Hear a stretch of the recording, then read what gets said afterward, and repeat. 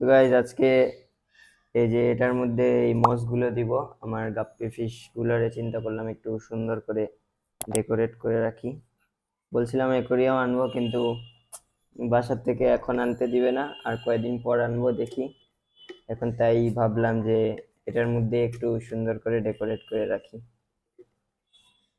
ছাদে কয়েকটা মাটির মধ্যে এই যে এই কতগুলো মস হয়েছিল, তো এগুলা আমি দেখলাম যে অ্যাকোরিয়ামেরই আর কি, অ্যাকোরিয়ামে রাখা যায়, তাই আমি আজকে এটা লাগাবো।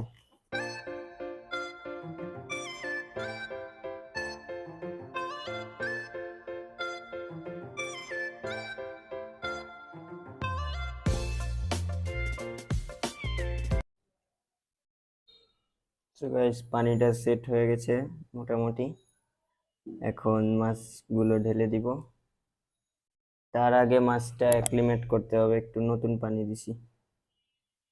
তো গাইস পেয়ারটারে না দিলে ভাবলাম যে বাচ্চাগুলোরে দেই, বাচ্চাগুলো বেশি হেলদি থাকবে এটাতে দিলে।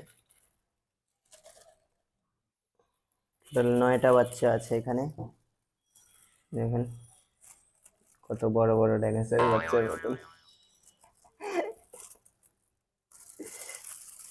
এখন এটারে এভাবে অ্যাক্লিমেট করতে রেখে দিব 5 থেকে 10 মিনিটের মতন।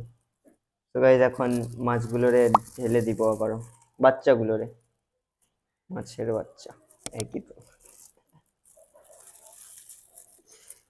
কেমনে ডালি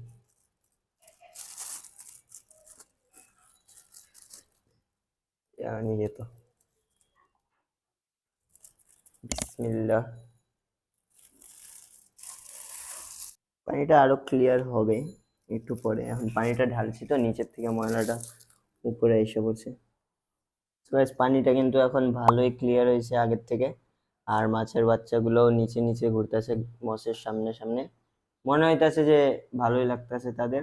আর এখানে বাসায় অনেক খোঁজাখুঁজির পর একটা বক্স পাইছি, এখন ভাবতেছি যে এইগুলো এটাতে দিয়ে দিব, ফার্স্টে অ্যাক্লিমেট করে নেই।